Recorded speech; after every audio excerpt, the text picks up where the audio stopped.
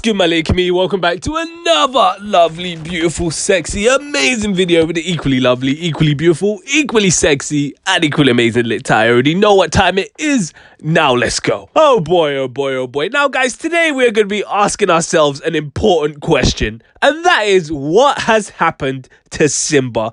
Is he another one-hit wonder, live in the flesh, or have we got more to see from this young man? And we're going to break this down in way more detail, but you already know what you got to do. You just got to like, comment, subscribe to be up to date every time I drop a banger like this one. And hit that noty, because you ain't an idiot, so you can be the first to know when one of these videos comes out.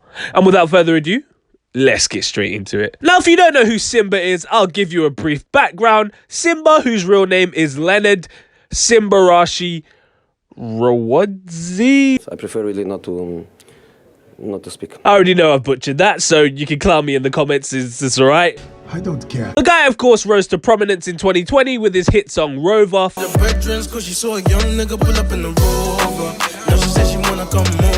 Featuring DTG. The song, of course, popped off on TikTok with everyone and their mum doing dances to it, and it reached #3 in the UK singles chart, and it charted in a bunch of other countries as well, like Australia, New Zealand, Denmark, etc. And the song is also certified platinum in the UK, so it's definitely a hit in every form of the imagination. I can't lie, after that song, Simba's career has been pretty stagnant, I'm not gonna lie to you. His next single after that was Loose with KSI, which I personally wouldn't call a hit, even though it did chart in the UK. It was top 20 and it did numbers on Spotify and stuff like that. But it just seemed like a right place, right time kind of song, rather than an organic hit, if that makes sense. Like, I haven't heard anyone go out their way to bump that Loose song. Like, I don't know, maybe you guys have, let me know in the comments, but I haven't heard anyone playing that tune. Yeah, that's true. Now let's go back to my nigger on the floor. And then for the rest of 2020, Simba was basically a ghost. He was literally Simba from The Lion King, and he ran away from the music scene like he was running from music industry hyenas or something like that. Fast forward to 2021, and Simba drops another single called Bounce with Tion Wayne and Stay Flee Get Lizzy. Honestly, I did like this song. I thought it was a cool tune. You know, it was alright. He was simping on it, talking a lot about, you know, the females that he likes and the ones he finds attractive. And I can't stand when rappers do that. It's just a bit corny. But other than that, it was an enjoyable song. And again, it seemed like all the moving parts were in place for that song to be a hit. It was posed as Simba's comeback song, I guess. And Tion Wayne was fresh off the success of Body. So it looked like it was going to be a hit. But unfortunately, the song did not connect with the people at all. You know, commercially, it didn't chart anywhere. And then in the streets, well, I'm sure if you ask your local drug dealer about this song, he's probably not going to know of it and/or not going to like it. Simba also did a bunch of features in 2020 as well, but again, none of them seem to really connect at all. As you can see, you know, not one of these songs has charted anywhere. And again, even in the streets, because as you know, I keep my ear to the streets. I'm a top driller in my city. Why these niggas capping so hard? And none of these songs have been brought up in any of the barbershops that I've been to, even though I only have one barber and, you know, you don't cheat on your barber, but you guys get what I mean. $100,000 for the cheapest ring on the nigga finger, little bitch. And the icing on the cake for this conversation is that on September 3rd, Simba dropped his Good Time, Long Time mixtape. And, you know, maybe he was having a good time making it, but that album did not stay on the charts for a long time at all. In fact, it didn't even chart at all. So, you know, quite a fitting name for an unfitting project. Project basically had zero impact on the culture, I'm not gonna lie. Apart from the aforementioned singles that were put on the project to boost sales, so, you know, Loose, Bounce, and Rover. Not one of those tunes appeared to bubble up to a significant amount or make it onto the charts in any capacity. In fact, if you look at the streaming numbers for this album, which, as you know, I love looking at the numbers, none of these songs are even breaking 100,000 streams, which, after you've had a year as big as Simba, no pun intended, if the boot fits, you would expect to be doing slightly better, I'm not gonna lie. Now, all of this leads me to ask the very important question: is Simba a one-hit wonder? Has he fell off? Has his 15 minutes of fame passed? And I think that's a very interesting question that I have to go about the right way. You know, Simba, he's an artist that I can definitely see having the potential to stay in the game for a long period of time. You know, he brought back that Afro swing kind of vibe when Afro swing was pretty much dead, which is a big look on his part. However, it just seems that after that Rover song,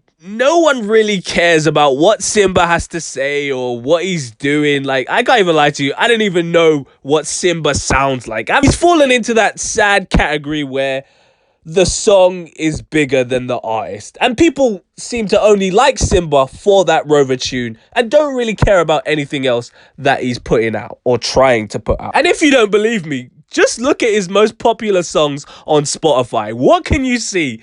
It's just Rover and all the remixes of Rover, all the milk and Kool-Aid that Simba and his team sucked out of that song with no gag reflex. Pause. That's all you're seeing, because sadly, that's all anyone cares about from Simba. At least that's what it would seem. Coincidence? I think not!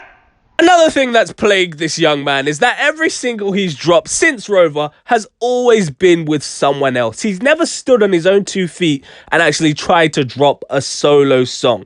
At least if he did that, that would show people that Simba is an artist that should be taken seriously. But as I mentioned, he was kind of just making sure to collaborate with everyone in the right place at the right time. You know, he collabed with KSI when KSI's music career was popping and taking off. He collabed with Tion Wayne when Tion Wayne was popping after Body. And don't get me wrong, on the label front, these are smart business moves for sure. This is technically what you should be doing to try and get hits. But on the outside looking in, it just makes his career seem very fabricated and unauthentic. And the one thing that people need to get behind an artist is authenticity. So if you're lacking on that front, then it's not gonna look very well for you, I'm not gonna lie. Actually, I don't give a shit. Do I think Simba can shake this one-hit wonder syndrome? Of course. And he does it the only way you can shake a one-hit wonder. Come back with another hit. Just gotta say, I do not understand. I know, right? Sounds so simple. Like, how could you not think of that? But that's really what it is. He just needs another hit, another solo hit. Because, let's be real, Rover was basically a solo hit. Ain't nobody give a I don't give a fuck, Keisha. about DTG's verse on that song. He might as well have been deleted from that tune, I'm not gonna lie. And it wouldn't impact the tune in any way, shape, or form.